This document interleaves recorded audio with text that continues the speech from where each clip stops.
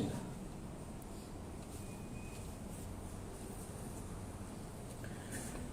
A'udzu billahi minasyaitonir rajim. Bismillahirrahmanirrahim.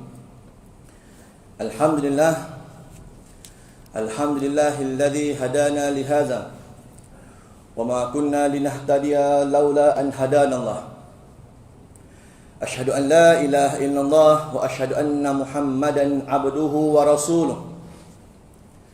Allahumma 'allimna ma yanfa'una wa anfa'na bima 'allamtana. ولا تجعل الدنيا أكبر أهمنا ولا مبلغ علمنا أما بعد. Assalamualaikum warahmatullahi taala wabarakatuh. Alhamdulillah, kita merafakkan setinggi-tinggi kesyukuran kepada Allah Subhanahu wa taala atas segala kurniaan dan limpah rahmat serta inayahnya. Dapatlah sama-sama kita berada dalam Masjid Bangil Lama yang cukup berbahagia ini, dapat menunaikan ibadah solat fardu secara berjamaah, di mana tempat azan diazankan, di mana di sinilah berkumpulnya masyarakat untuk sama-sama kita bersolat secara berjamaah. Mudah-mudahan dirahmati lagi dikasihi oleh Allah Subhanahu wa taala, amin. Yang dimuliakan barisan ahli jawatan kuasa Masjid Karyah Bangil Lama dan sidang hadirin hadirat muslimin muslimat yang dirahmati Allah Subhanahu wa taala sekalian. Alhamdulillah, ini merupakan kali yang kedua saya berada di sini. Terima kasih kepada AJK Masjid Bangil Lama yang sudi menjemput saya untuk hadir lagi sekali. Sama-sama kita berkongsi ilmu. Ini bukan nak mengajar ni, tak, tapi ceritanya nak berkongsi ilmu. Kita sama-sama berkongsi-kongsi akan ilmu Allah Subhanahu wa taala. Mudah-mudahan Allah Taala memberi bimbingan untuk kita menjalani kehidupan kita dalam penuh kasih sayang dalam suasana PKPP yang sedang kita lalui ini. Walaupun negara berhadapan dengan situasi COVID-19, namun kita masih lagi diberi kesempatan oleh Allah untuk hadir ke sini. Mungkin ada saudara mara kita yang terlibat dengan COVID-19, dijemput oleh Allah Subhanahu wa taala pergi menghadap Ilahi. Tetapi kita, Allah Taala pelihara. Allah Taala berikan kita ini satu anugerah untuk meneruskan lagi kehidupan kita di muka bumi. Alhamdulillah, kita bersyukur kepada Allah Subhanahu wa taala kerana diberikan kesihatan yang baik dan sebagainya. Jadi malam ini kita nak bercerita sedikitlah, kita nak berkongsi berkaitan dengan tajuk, iaitu keluarga bahagia membawa ke syurga. Wah, ini tajuk seronok ni. Kan, tajuk keluarga bahagia membawa ke syurga. Alhamdulillah. Hadirin hadirat yang dirahmati Allah Subhanahu wa taala sekalian, kebahagiaan pada masa kini kita dapati semakin lama semakin hilang daripada masyarakat. Keluarga wujud, tetapi suasana keberkatan itu kita rasai semakin hilang. Kalau kita lihat, masa mula-mula kahwin kita berkompang-kompang, 5 tahun kahwin berlempang-lempang. Apa sebab? Sebab kebahagiaan ataupun keberkatan dalam rumah tangga itu kita sendiri rasa. Semakin lama kita dengan isteri kita, kita dengan suami kita, kita dengan anak-anak kita, makin rasa jauh. Mungkin ada di antara kita berasa begitu, namun mungkin juga ada di antara kita ni Allah pelihara, alhamdulillah, keluarganya mahabbah dengan penuh kasih sayang dan sebagainya. Di zaman Nabi SAW, Nabi pernah bertanya kepada Jibril AS. Semua tahu bahawa Jibril AS ini adalah malaikat pembawa wahyu. Nabi pernah bertanya kepada Jibril, wahai Jibril, seandainya aku telah tiada nanti, adakah kamu akan turun lagi ke muka bumi ini? Nama pun malaikat pembawa wahyu. Atau Nabi dah tak ada, wahyu mana ada lagi? Jadi Nabi tanya, kalau aku ni besok tak ada, dah wafat, kau ni turun lagi ke tidak ke muka bumi ini? Maka kata Jibril AS, ya, aku akan turun ke muka bumi. Aku akan turun ke muka bumi ini sebanyak 10 kali. iaitu untuk mencabut 10 perkara daripada muka bumi Allah ini. Yang pertama sekali, aku akan cabut daripada bumi ini keberkatan. Keberkatan makin hilang, barakah. Keberkatan makin lama makin hilang. Kita perasan kadang-kadang mungkin kita ni duit banyak, tetapi kita rasa rumah tangga celaru. Kita mungkin kadang-kadang duit tak berapa banyak, sederhana je hidup, tetapi bahagia sahaja. Tak ada apa masalah. Hutang okey, kita boleh bayar cantik. Tak ada delay. Kita punya sikris pun okey, kita punya sitos pun okey. Contohlah kan. Hari ni kalau orang nak beli rumah, beli kereta ni, benda-benda gitu kena tanya. Tapi ada orang dia kaya, tapi kayanya itu memberi musibah pada dia.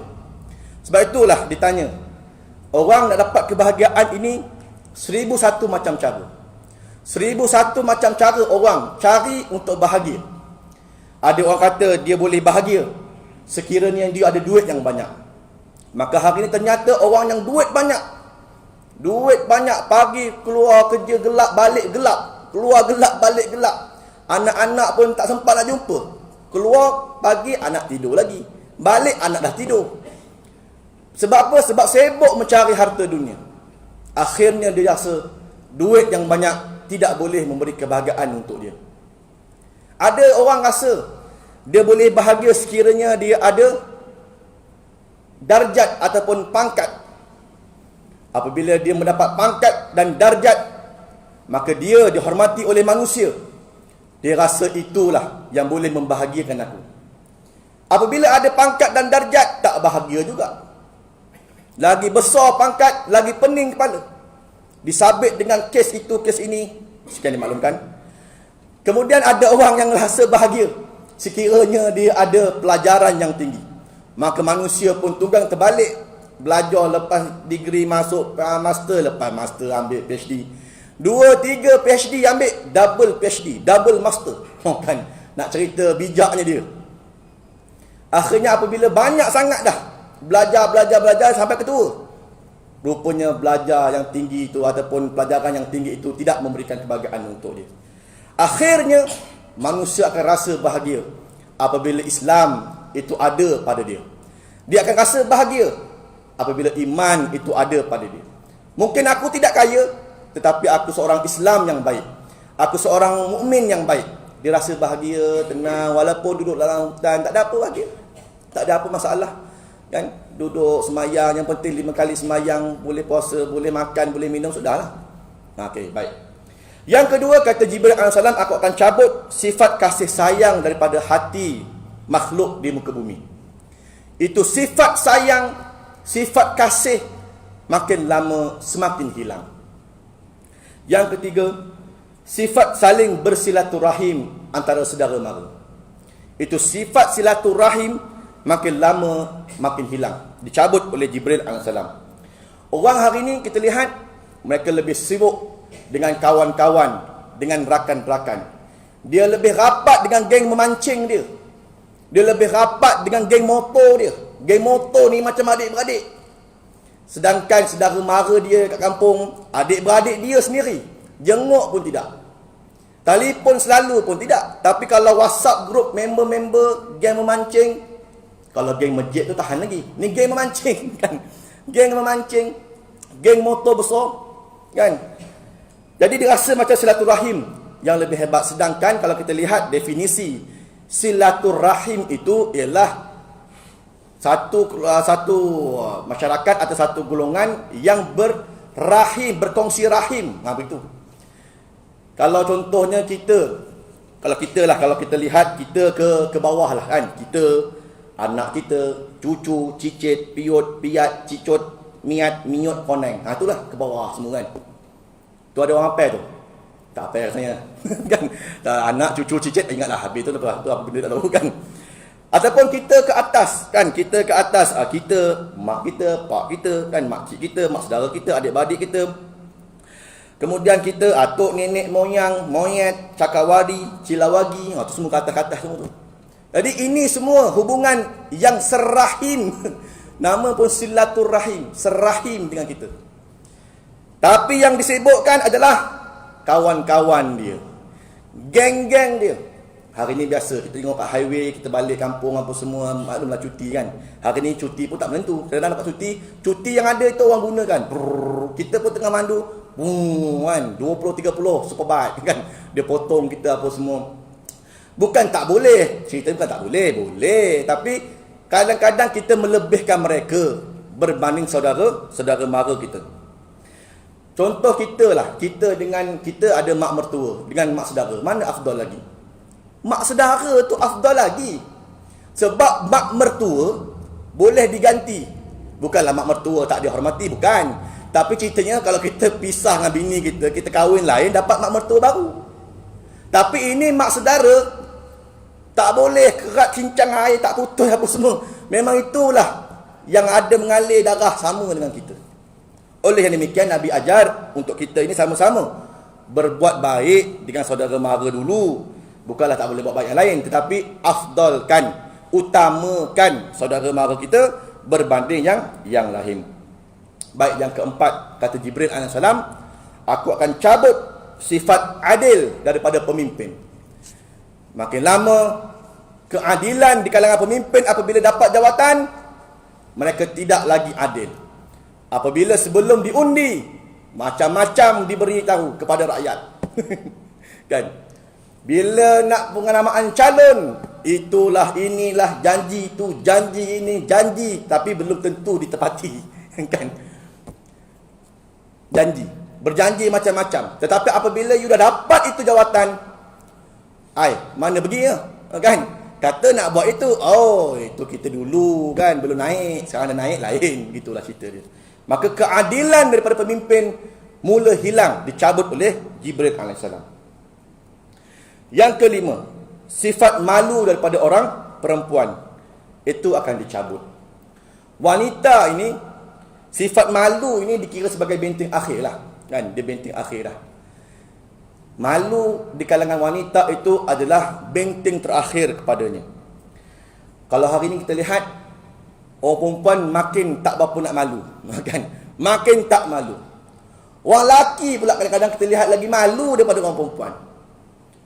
Contoh dalam YouTube, tuan-tuan mungkin sama hari ni kan, saya ingat semua tahu YouTube apa semua. Buka YouTube, ada pula iklan kakak kondom. Ni apakah kan? Kakak kondom, adik kondom, perempuan yang iklan benda Allah itu. Kalau laki tu tahan lagi dah barang dia. Ini perempuan. Lepas tu dicanang kan, diiklankan. Allahumma salli ala Muhammad. Malulah sikit, malulah kan, malu. Bukanlah yang buat iklan tu dia tu tak pakai apa semua. Dia pakai tudung cantik, elok. Tapi you buat iklan itu tak kena sebab you perempuan. Baik. Kemudian, yang keenam, kata Jibril AS, aku akan cabut sifat sabar daripada orang miskin. Orang miskin makin tidak sabar. Dengan tekanan kehidupan dia pada hari ini, PKP pula dalam miskin, PKP pula menimpa. Kerja pula tak ada. Nak apply kerja baru tak diterima. Tak sabar. Merompak kan, pecah tabung masjid apa semua. Apa sebab? Kesabaran itu semakin hilang di kalangan orang miskin. Yang ketujuh, kata Jibril AS, aku akan cabut sifat zuhud dan warak daripada hati para ulama. Ulama-ulama semakin lama sifat waraknya makin tiada. Dulu mungkin boleh zuhud, boleh warak, orang tengok Masya Allah jalan nunduk je. Bila dapat jawatan, udah mendongak aje. Kan? Dah hilang dah waraknya, mana pergi warak tadi. Sebab makin lama makin hilang di kalangan para ulama.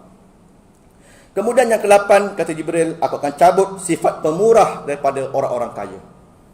Orang-orang yang hartawan, yang jutawan, duit banyak, tetapi kedekut, Masya Allah.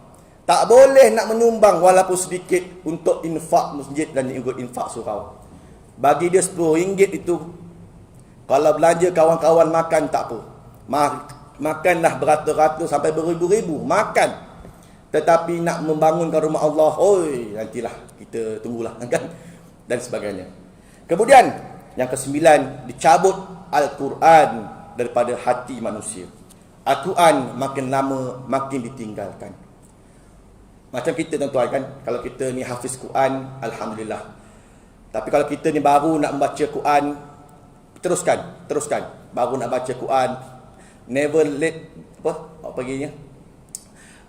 Tak apa, terlambat daripada tak buat langsung. Gitulah kan.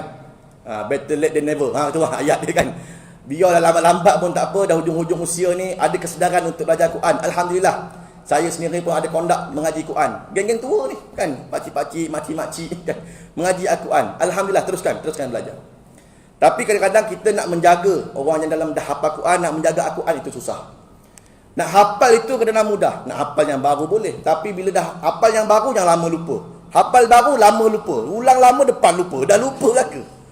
Sebab suasana kita, bi'ah kita pada hari ini tak mendukung dan mendorong untuk kita ni kekal Quran dalam hati. Dah hafal Quran, pergi IOI Mall, tengok tu dia kan. Dah pakai skirt pula, hilang dah 1-2 baris kan. Tak tengok membazir pula, tengok jugalah. Jadi cerita dia, dah 1-2 baris dah hilang. Tu cerita. Maka cakupan makin lama makin menghilang daripada hati manusia. Dan yang terakhir sekali kata Jibril, aku akan mencabut iman daripada hati manusia. Iman makin lama makin hilang. Semenjak ni pula sama juga viral di YouTube juga kan. Ada pula orang Melayu kita yang menyatakan masuk Kristian terang-terangan kan, mengatakan bahawa itulah agama yang bagus dan sebagainya. Jadi dia punya keimanan itu dah lah hilang. Kemudian secara terang-terangan pula bila buat announcement begitu, lagi pula menggoyahkan iman-iman lain dan sebagainya. Orang yang tengok pula kadang-kadang boleh terikut dengan apa yang telah didakwahkan dan sebagainya. Jadi ini dah 10 perkara yang kata Jibril AS, aku akan cabut 10 mutiara daripada muka bumi ini. Inilah dia 10 perkara. Antaranya yang kita nak highlight di sini adalah nombor 2 tadi, iaitu kasih sayang daripada hati manusia. Kasih sayang dicabut di kalangan ahli keluarga. Kalau kita lihat statistik, hari ini kita lihat statistik di JAKIM sahaja, hampir 150,000 perkahwinan dicatatkan hampir setiap tahun. Alhamdulillah, anak-anak muda kita ada kesedaran untuk mendirikan rumah tangga. Alhamdulillah, itu satu perkembangan yang baik. Namun dalam tempoh 10 tahun, lebih 144,000 kes perceraian direkodkan. Dalam tempoh 10 tahun, hampir 144,000 perceraian direkodkan.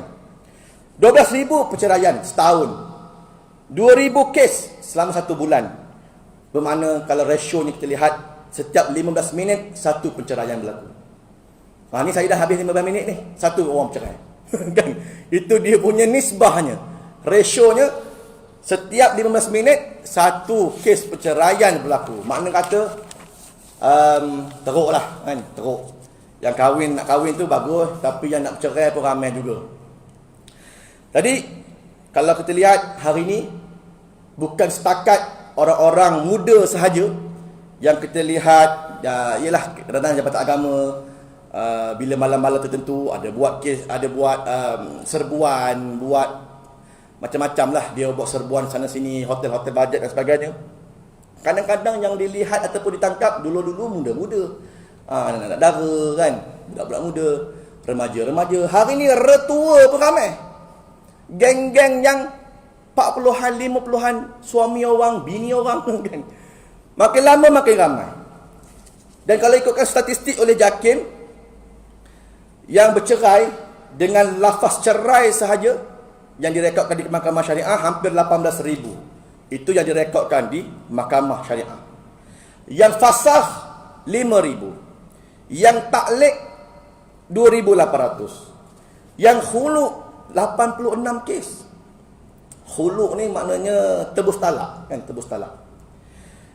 Sedang kata gini, contoh hari ni kita ada geng-geng 50-an 60-an ni reunion semula kan, majlis-majlis. Kita ni berjumpa balik geng-geng lama ni, belajar zaman-zaman sekolah menengah dulu. Reunion balik, jumpa balik buaya prank lama, gila prank lama kan. Dia jumpa balik geng-geng ni. Dulu mungkin tak sempat apa semua kahwin, mak bapak tak suka apa semua. Dah tua-tua ni jumpa balik bila lah majlis-majlis reunion. Udahlah kan, cinta berputik kembali apa semua ni kan. Akhirnya macam mana ni? Yang si isteri ni dah suka balik kat boyfriend lama ni. Jadi apa nak buat? Maka khuluk dilakukan. Tebus talak lah. Maka yang suami yang boyfriend yang baru nak kahwin ni disuruh pergi pejabat agama, jumpa nak bayar dengan suami dia. Suami tak ada salah apa-apa. Suami okey je, suami normal, suami okey, anak dah 5 orang. Tapi ni masalah yang berlaku dalam umat pada hari ni. Akhirnya dia buat khuluk, tebus talak. Berapa nak bayar kata kadi? Berapa nak bayar untuk pada suami untuk dapatkan isteri dia? Bayar suami itu untuk diceraikan bini. Hari ni 86 kes. Dulu tak ada langsung kes-kes begini. Tapi makin lama makin banyak pula kes yang melibatkan khuluk ataupun tebus talak. Bermakna tak ada apa-apa, rumah tangga okey, cuma bila jumpa balik cinta baru balik kan. Itu yang berlaku. Ini semua berlaku sebab apa? Sebab semaraknya budaya pergaulan lelaki dan perempuan yang tidak sihat, tanpa batasan agama dan juga tanpa panduan agama yang betul. Oleh demikian, bagaimana kita nak kekalkan hubungan suami isteri ini biarlah kekal hinggalah ke syurga. Bak kata hari ini love ataupun cinta til jannah. Kan hari ini tak remak kan, cinta til jannah, 3 bahasa. Cinta Melayu, til English, jannah Arab. Kan 3 bahasa dicabut digabungkan, cinta til jannah. Jadi bagaimana hadirin hadirat yang dikasihi sekalian, berkumpul saudara-saudara kita khususnya di Indonesia ni satu perkara yang lazim kan, khususnya hari raya kita dapat berkumpul semula. Jam pun jam lah jalan raya kan, yang penting kita dapat berjumpa balik, kita dapat berkumpul balik sanak saudara dan sebagainya. Baru-baru ni raya haji saya pergilah ke Terengganu. Oh Masya Allah, first time raya haji Terengganu, apa pun tak ada kan, kedai semua tutup. Ingatkan naklah jalan kan, rupanya sana tu memang meriah betul hari raya haji. Alah bila balik KL tu dia ajaib kan, hampir 4 jam dalam kereta kan gitu. Ada orang daripada Kelantan 10 jam 11 jam, tapi jam pun jam lah. Jadi bila raya nak balik. Jadi bagaimana kita nak menjadikan kalau boleh kita saudara mara, anak isteri, kaum kerabat apa semua ni besok di syurga pun kita bersama semula. Macam mana? Jadi kalau kita tanya kan ayah-ayah kita pada hari ni kan, tuan-tuan, bila kita tanya macam mana apa yang nak dididik anak ni, anak Tuan Haji ni macam mana nak besarkan jadi apa dan sebagainya. Oh anak saya ni ustaz, saya suka besok dia ni besok masuk sekolah tahfiz Al-Quran, lepas tu masuk menengah nanti masuk sekolah Cina, boleh Mandarin sikit kan, lepas tu nanti habis sekolah menengah Mandarin apa semua masuk college, lepas tu masuk universiti, saya nak hantar ke overseas, lepas tu masuk orang besar jadi orang hebat, orang kaya gitulah. Tanya pula satu orang lagi, macam mana nak jadi hantar anak ni? Oh saya suka, anak saya ni hebat dalam sukan kan, daripada kecil sukan, berenang, belok besar, esok besar nanti boleh ganti itu panda lela renong kan, boleh ganti sukan SEA Games, ganti apa semua. Yang tu Haji pula, oh saya pula sama juga, saya nak anak saya ni hebat sukan, besok dia boleh hebat main badminton, nanti boleh ganti Lee Chong Wei kan, macam-macam. Tapi tak dengar lagi Haji macam mana anak nak jadi apa. Saya ustaz, saya nak anak saya dapat masuk syurga. Oh itu jawapan tak ada, tak pernah dengar lagi lah. Anak saya besok tak apa jadi apa pun tak apalah, yang penting dia boleh masuk syurga. Itu jawapan tak apa dengar lagi sampai ke hari ini. Sebab apa tuan-tuan? Sebab kita menjadikan dunia ini matlamat hidup. Kalau kita jadikan syurga itu matlamat kehidupan, insya-Allah kita sama-sama akan bersama besok di syurga. Sebagaimana kita bersama dalam dunia ni, besok di akhirat juga kita dapat bersama. Sebab apa? Matlamat itu betul. Kerana dunia ini menipu daya. Khayali sahaja, khayalan dalam bahasa Melayu. Bahasa Arab disebut khayali. Hanya satu tipu daya semata-mata. Cantik itu tipu daya. Kalau dulu kita lihat artis-artis dahulu, muka tegang-tegang, apa semua berlakon jadi heroin. 45 tahun kemudian, hari ni jadi heroin lagi ke? Tak ada dah. Dia ambil jadi hantu Mak Limah. Kak Limah balik rumah kan, jadi mak lampir. jadi hantu semua dah. Jadi hantu semua dah, pelakon-pelakon dulu hebat-hebat. Yang laki-laki dulu gagah perkasa jadi heroin, boleh silat apa semua, sekarang berlakon jadi bapak yang sedih, nunggu anak kan lakon. Beli cerita Melayu hari ni cuma lakon nangis aja. Semua sedih aja kan. Melayu ni dipenuhi dengan kesedihan. Berlakon semua sedih-sedih. Dan sebagainya lah. Sebab apa? Sebab itu namanya khayalan. Menipu daya. Dulu kita handsome, hari ni dah tak handsome. Dulu kita cantik, hari ni sudah tidak cantik. Sebab apa? Sebab kita jadikan dunia sebagai matlamat. Oleh demikian, perkara pertama untuk kita ni bercinta sampai syurga, matlamat kehidupan itu kena betul dulu. Matlamat kita apa dia? Untuk masuk syurga Allah. Itu matlamat kena betul. Masuk ke syurga Allah. Nikmat syurga itu kekal abadi, sedangkan dunia ini adalah sementara sahaja. Sakit yang kita ada ni pun sementara. Sakit gaut, kecil manis, darah tinggi, ini semua sementara. Bila mati, selesai. Ada orang mati kecil manis lagi. Kecil manis apa je? Makan ubat. Dah mati, selesai. Dah tak ada kecil manis dah. Dah tamat dah. Jadi sakit kita yang ada ni pun satu percobaan. Dan cobaan aja. Kita nak tengok, Allah nak tengok setahu mana kita punya keimanan, kesabaran kita. Memang betul kan, 20 tahun, 30 tahun sakit, jenis sakit tak baik-baik. Tetapi itu satu ujian. Setiap kali sabar dengan sakit kita, Allah tinggikan darjat kita, Allah angkat kita untuk lebih dekat dengan syurga-Nya insya-Allah. Yang penting kena sabar. Dalam surah Az-Zukhruf ayat 71 Allah berfirman, dan dalam syurga itu terdapat segala nikmat yang diinginkan oleh hati. Sedap mata memandang dan kamu kekal abadi di dalamnya. Ini ayat ni kalau kita hayati memang best. Kita dengar pun seronok kan. Dengar pun seronok, belum masuk lagi. Ada satu hadis qudsi yang saya ingin kongsikan pada tuan-tuan, di mana Allah telah berfirman, aku telah sediakan nikmat untuk hamba-hambaku yang soleh. Nikmat yang kata Allah tidak pernah terpandang oleh mata, yang tidak pernah terdengar oleh telinga, dan tidak terdetik pun oleh hati manusia. Oh, ini tahap tinggi betul nikmat ni. Apa yang kita boleh bayangkan bila masuk syurga? Oh, mesti pintu gerbangnya indah, ada mahligai penuh dengan permata. Itu dunia kan. Kalau kita terbayang tu, itu bukan syurga. Sebab Allah kata dah, yang tak terbayang oleh akal dan fikiran, itulah syurga Allah. Hari ni banyak kita orang putih tengok kan. Oh, bila masuk the heaven apa semua masuk syurga. Oh, ada bidadari ramai, ada air, ada pokok. Oh, itu bayangan manusia tentang syurga. Tetapi hakikat sebenar kata Allah, syurga tidak akan boleh terbayang oleh hati dan akal fikiran kita. Oleh demikian kita kena plan. Kita kena tukar perspektif pemikiran keluarga kita. Jadikan syurga itu matlamat kehidupan. Syurga. Bila nak kejar syurga, maka jalan daripada sekarang pun kena betul. Mindset kita tu kena tukar setting bahawa kita nak hidup untuk akhirat, bukan hanya semata-mata dunia. Berapa lama sangat kita boleh berumah tangga? Paling-paling tidak 70 tahun, 80 tahun, 95 tahun masih lagi bersama ahli keluarga dan sebagainya. Masih hidup lagi. 100 tahun lah maksimum lah tu. Lepas tu akan mati.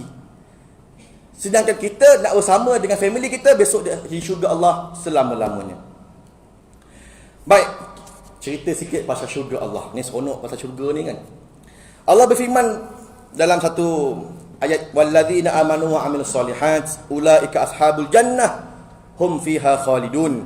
Dan orang-orang yang beriman serta beramal soleh, kata Allah, menjadi penghuni syurga, mereka kekal di dalamnya selama-lamanya. Ini gambaran-gambaran syurga yang Allah nyatakan dalam banyak surah-surah. Contohnya surah Al-Hadid ayat 21, syurga seluas langit dan bumi. Bayangkan kita masuk syurga, itu syurga kita punya, satu orang kita aja duduk luas langit dan bumi. Hai, kita rasa Selangor ni pun tak habis pusing lagi, walaupun kita duduk Selangor lama dah, kan? Kan? Mana tempat tuan tak nak pergi lagi? Banyak tempat tak nak pergi. Itu baru Selangor, Malaysia ni. Banyak lagi pelosok tak nak pergi. Dunia ni, paling jauh pergi mana? Pergi Mekah, Ustaz. Kan? Mekah Madinah itu paling jauh saya pernah pergi. Baru Mekah Madinah. Habis negara-negara lain 188 negara-negara Commonwealth apa semua tak nak pergi lagi. Cerita kan, punya banyaknya negara yang kita tak pernah jelajahi. Ini kan pula syurga seluas langit dan bumi. Kau duduk seorang, kau pergilah. Pusing alam semesta ni kan. Apa semua ada. Kita di syurga tuan-tuan, kita tak duduk diam. Boleh duduk diam ke? Tengok boring duduk syurga. Apa pun tak ada. Itu kita duduk rumah memang apa pun tak ada kan. Ini syurga Allah. Tak pernah duduk diam. Tuan-tuan akan jalan aja ke sini. Sebab apa? Sebab nak pergi ziarah. Ziarah ni masuk syurga, pak saudara ni, atuk, nenek, moyang, saudara mara kita, anak-anak kita. Kita punya anak-anak saudara dulu-dulu. Kita punya kawan-kawan masuk syurga sama-sama. Pergi jelajah. Sampai ke sudah tak pernah duduk. Sebab apa? Seronok. Itu syurga. Tahu-tahu kita dah berada dah di pelosok dunia mana dah kan. Itu syurga Allah. Bermakna tak ada istilah diam kalau kita duduk dalam syurga Allah. Ada syurga ni tuan-tuan luas. Kalau kita nak bahaskan ada 8 tingkatan syurga. Ini kita semua nak rebut. Kalau boleh dapat satu tempat pun jadilah. Satu floor pun jadilah kan. Tak dapat semua pun. Yang pertama sekali, yang paling bawah sekali syurga disebut sebagai syurga khuldi. Itu syurga paling bawah. Walaupun syurga paling bawah, nikmatnya bukan bawah. Nikmatnya tinggi juga. Tingkatan sahaja. Allah berfirman dalam surah Al-Furqan ayat 15. Dan penghuninya adalah orang-orang yang taat menjalankan perintah Allah dan menjauhi larangannya. Inilah syurga khuld, diciptakan daripada marjan merah dan kuning. Oh tu dapat ini pun alhamdulillah, syukurlah kan. Kira hebat dah tu. Sikit atas, satu tingkat atas, iaitu syurga Al-Maqamul Amin namanya. Diciptakan daripada emas. Allah berfirman dalam surah Ad-Dukhan ayat 51, oleh orang yang keimanannya telah mencapai muttaqin, yakni orang-orang yang benar-benar bertakwa kepada Allah. Orang yang muttaqin, maka tempatnya adalah di syurga Al-Maqamul Amin. Baik, kemudian sikit lagi atas, setangga lagi, setingkat lagi, syurga Darul Maqamah namanya. Diciptakan daripada permata putih. Allah berfirman dalam surah Fatir ayat 34 hingga 35, dihuni oleh orang yang kebaikannya yang banyak dan sangat jarang berbuat salah. Kita ni semedang je buat salah, tak ada harapan namanya kan gitu. Ada harapan, bertaubatlah. Salah tu memanglah, dah kita ni manusia memang tak terlepas daripada salah dan silap. Tapi sebaik-baik orang yang salah, kata Nabi, at-tawwabun, orang yang cepat bertaubat. Salah cepat taubat, salah cepat taubat. Ini salah di biar je kan, biar noing kering aja kan. Dah lah salah buat kering pula, tu payah. Jadi orang yang salah cepat-cepat taubat, ada harapan insya-Allah. Yang kelima, syurga Darussalam. Ini biasanya orang kita dengar. Pernah dengar lah. Diciptakan daripada yakut merah. Allah berfirman dalam surah Al-An'am ayat 127, orang yang kuat iman dan Islamnya, memerhatikan ayat-ayat Al-Quran serta mengamalkannya dalam kehidupan sehari-hari. Kerana Allah Subhanahu wa taala. Ini golongan orang yang dengar ayat Quran, amal. Dengar ayat Quran, amal. Ini ada harapan masuk syurga di tingkat 5, namanya syurga Darussalam. Satu lagi tingkat di atas, iaitu syurga Ma'wa. Ini pun kita biasa dengar. Diciptakan daripada zamrud hijau. Bakal-bakal penghuninya, yang pertama sekali orang yang bertakwa, surah An-Najm ayat 15. Yang kedua, orang yang beriman dan beramal soleh, surah Sajadah ayat yang ke-19. Yang ketiga, orang yang takut pada kebesaran Allah dan menahan hawa nafsu yang buruk.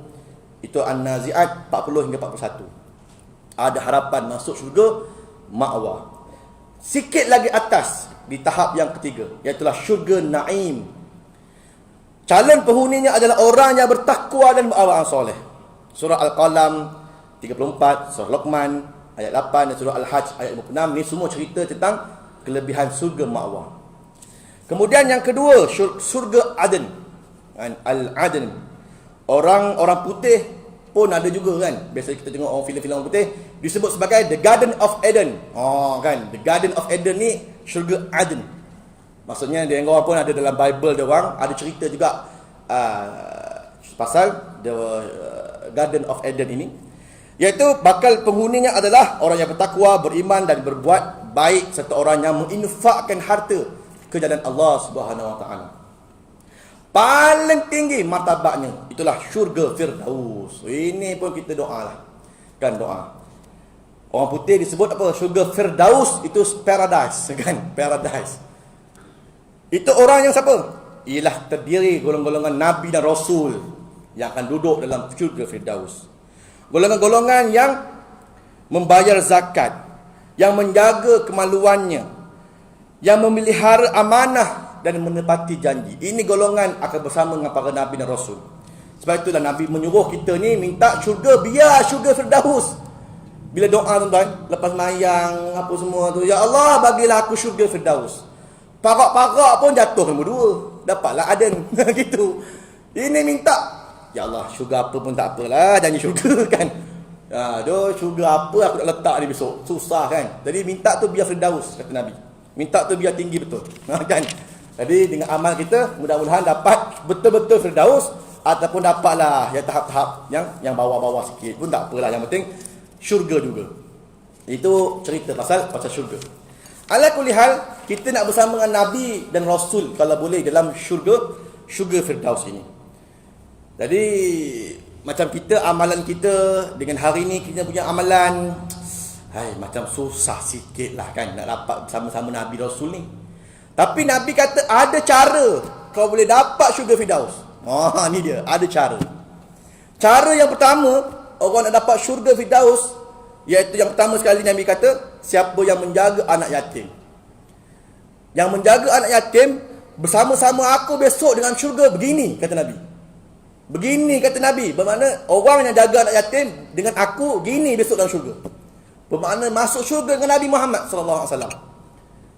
So kita hari ni tengoklah, mungkin kita tak ada jaga anak yatim, tapi rumah anak yatim kan banyak, keliling Bangi ni banyak rumah anak yatim tu, tepi highway Darul Kisah apa semua anak yatim saya rasa kan. Kita boleh pergi jumpa pengetua, jumpa dia punya pengetua madrasah apa semua. Apa ramai ni Tuan Haji orang anak yatim. Adalah mungkin dalam 100 contohlah ada 100 orang. Okey tak apalah, boleh saya nak infakkan untuk perbelanjaan 5 orang daripada 100 ni 5 orang lah saya infakkan harta untuk kemudahan mereka. Segala alat tulis, pakaian, buku, makan, minum saya tanggung. Setidak-tidaknya kita tak bela anak yatim, tapi setidak-tidaknya itu 5 orang di bawah perbelanjaan kita. Alhamdulillah hari ni mungkin tak dapat 5 orang, dapat 1 orang pun jadilah. Setidak-tidaknya kita ada dicatatkan besok, ada juga sumbangan menjaga anak yatim oleh malaikat. Mudah-mudahan kita doa bersama-sama Nabi begini saja besok dalam syurga Allah.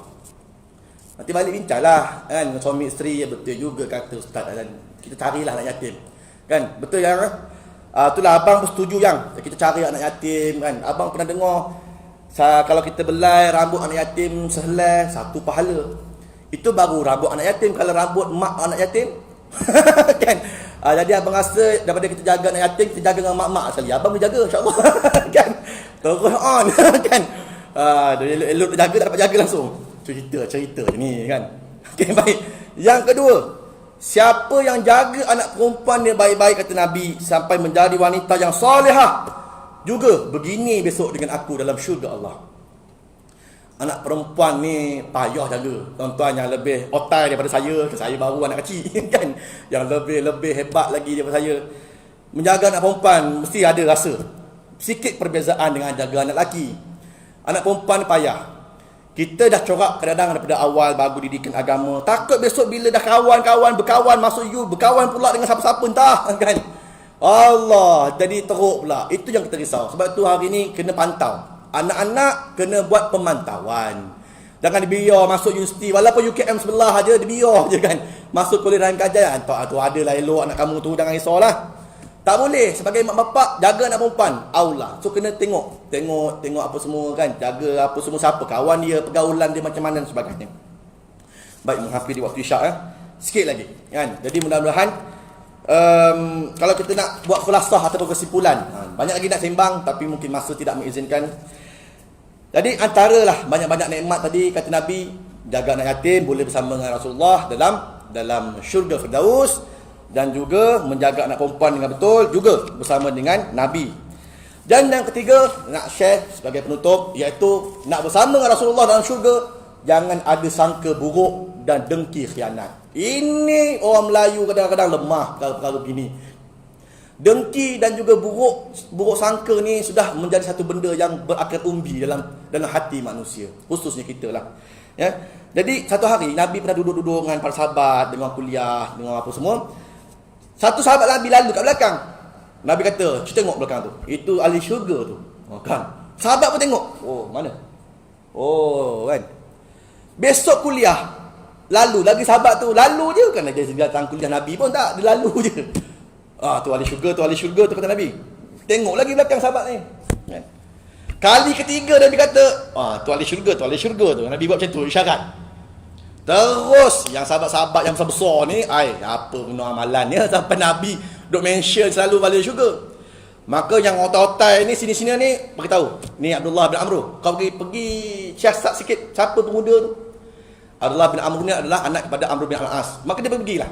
Dia pergi, "Assalamualaikum tuan." "Assalam." "Boleh saya tumpang tidur rumah tuan?" Yelah silakanlah, kan, tak ada soalan, tidur lah kan. Tengok Abu Al-As, Abdullah bin Amr ni malam-malam tak tidur pun. Nak tengok apa amalan dia ni. Apa lebihnya dia sampai Nabi dok mention dia ni ahli syurga. Tak ada apa pun, tidur gitu. Bangun pagi subuh, ambil uduk sembahyang subuh, sembahyang zuhur, macam biasa, tak ada apa pun. Mak tanyalah, "Boleh saya tanya sikit lah tuan, saya ni sebenarnya tidur rumah tuan ni, saya nak melihat lah amalan yang Nabi kata tuan ni ahli syurga. Boleh kongsi sikit tips apa sebab tuan ni dikatakan ahli syurga?" Awak ni biasa lah, tak ada apa pun, biasa gini je kan. Alah, kongsi lah sikit, janganlah kena ilmu, ni nak makan seorang aja, share lah sikit kan. Okey lah, mungkin lah kot, ni mungkin lah tekaan saya, mungkin saya ni itulah, apa pun tak ada macam ni lah kehidupan, sembahyang waktu jaga apa semua. Tapi saya ni tak pernah sangka buruk dengan orang. Saya tak pernah dengki, saya tak pernah khianat orang. Saya, orang lain dapat harta, dapat duit banyak, saya macam ni lah. Adik-beradik saya pun ada dapat harta apa semua, saya pun Alhamdulillah. Kita siap tumpang gembira lagi. Syukur dia dapat kekayaan, dapat harta, dapat pangkat dan sebagainya. Jadi itulah mungkin. Jadi terjawab bahawa antara golongan yang masuk syurga adalah jangan kita buruk sangka dan juga dengki khianat sama dengan orang lain. Ya. Baik, itu saja perkongsian saya pada malam ni. Mudah-mudahan bermanfaat untuk saya dan juga tuan-tuan semua. Aku lu kali hadza wa astaghfirullahaladzim.